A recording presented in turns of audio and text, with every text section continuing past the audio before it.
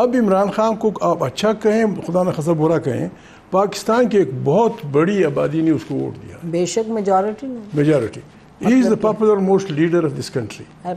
اس کا جیل میں رکھنا خود اس ملک کے ساتھ زیادتی ہے.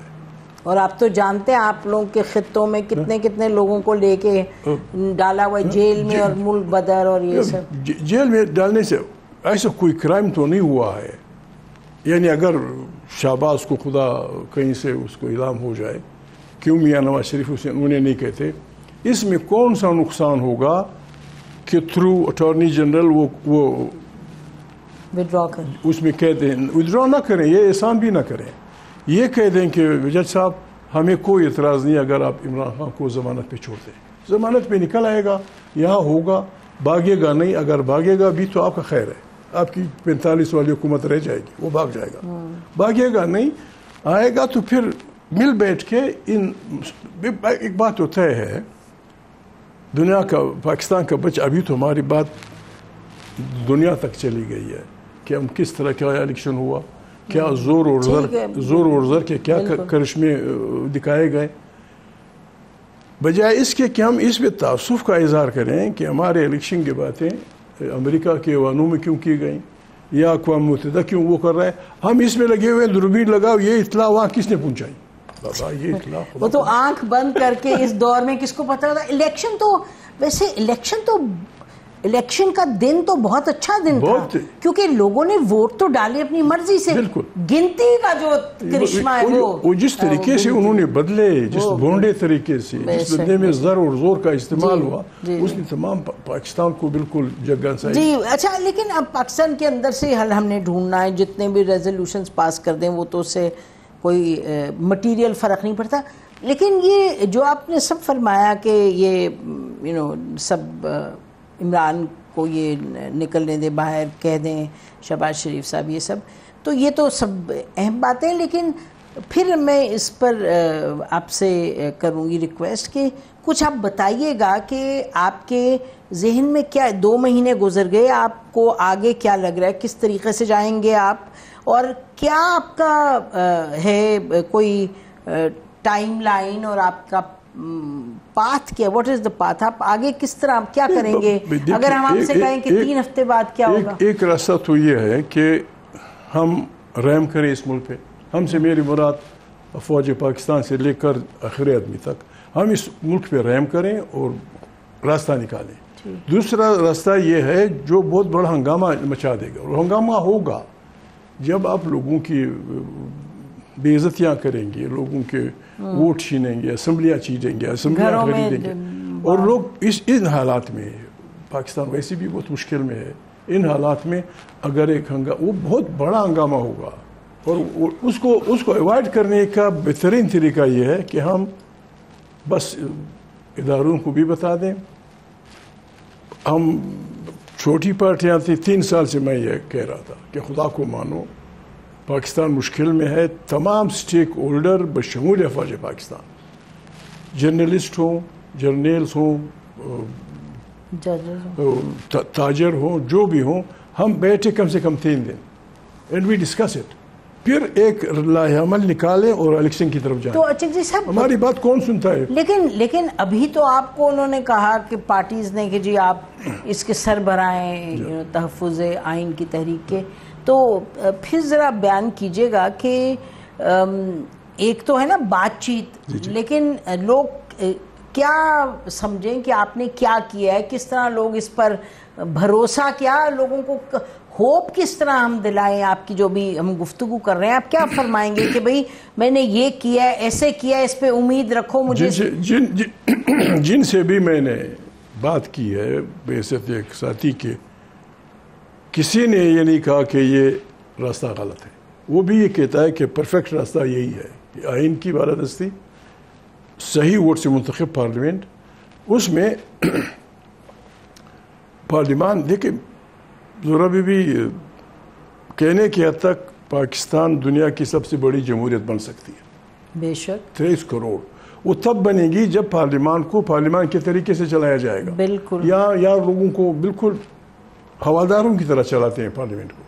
بابا یہ 30 کروڑ انسانوں کی کیا ہوگا؟ 2 دن اور رہے جلدی کرو ٹائم ختم ہو رہا ہے. خاموش بابا کس لیے تنخواہیں لے رہے ہیں ہم تنخواہیں جی تو بولنے دے لوگوں کو. ٹھیک جگزی صاحب کچھ بیان کیجیے گا کہ آپ کی لوگوں سے آپ نے کہا بات چیت ہوئی, آپ لوگوں کے نام نہیں بتانا چاہتے, میڈیا میں تو آ ہی جاتا ہے بہرحال اس پولیٹیشین کو ملے اس کو ملے آپ, تو پی ٹی آئی کے حوالے سے ان کو کیا قبول ہے؟ مثلا رانا ثناء اللہ نے یہ کہا جی جوڈیشل کمیشن بن سکتا ہے فارم 45 47 پہ, پھر مئی 9 کے حوالے سے کہا کہ جن کچھ لوگوں نے کہا کہ بلاول بھٹو نے کہا کہ ایک جوڈیشل کمیشن بنا دے.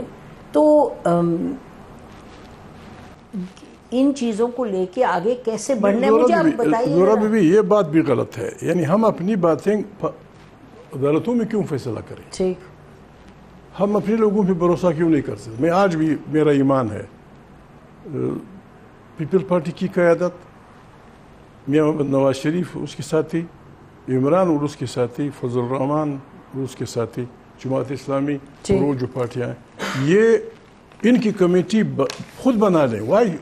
سمندر بڑی شڈ میں کے میرا ایمان ہے کہ یہ مل بیٹھ کے اس مسئلے کا نکال سکتے ہیں. نہیں تو آپ اب مجھے اب یہ بتائیے کہ آپ ان کو ملا کے بٹھا رہے ہیں؟ میری تو خواہش ہوگی. نہیں خواہش سے نہیں, اور مجھے یقین ہے, مجھے اب بھی یقین ہے. یہ بڑی بات ہوتی ہے, جلسوں کے لیے ہم جاتے ہیں کورٹ, کیا کورٹ غریب ویسے بھی ان کے پاس کام زیادہ ہیں, ہم اپنے بھی لے جاتے ہیں. پارلیمنٹ طاقت کا سرچشمہ ہے, everything is servant to it اپنے دائرے میں.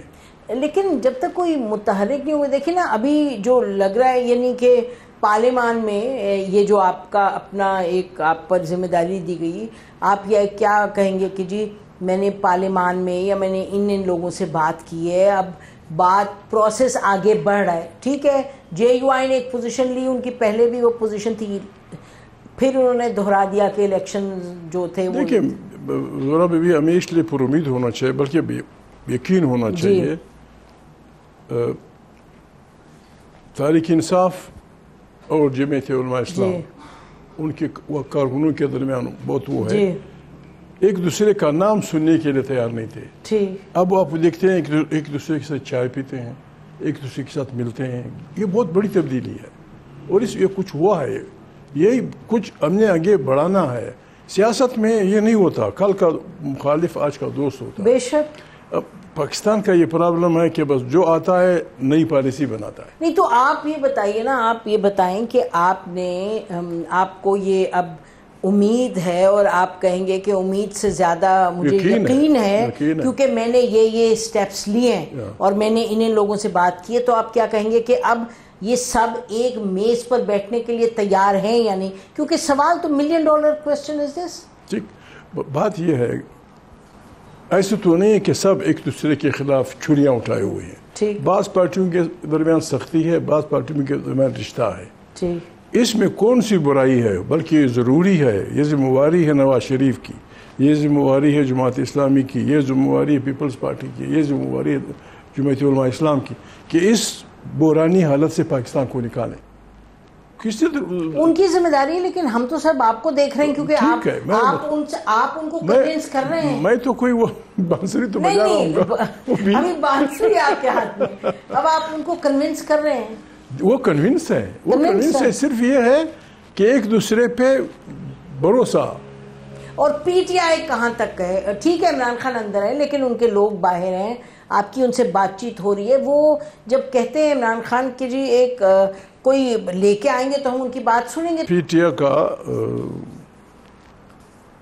با اختیار وفد ملا ہوگا. جی میں نے ان سے کہا تھا آپ مل رہے ہیں, آپ مل رہے ہیں, یقیناً وہ عمران خان سے اسی بات پہ تفصیل سے بات کریں گے.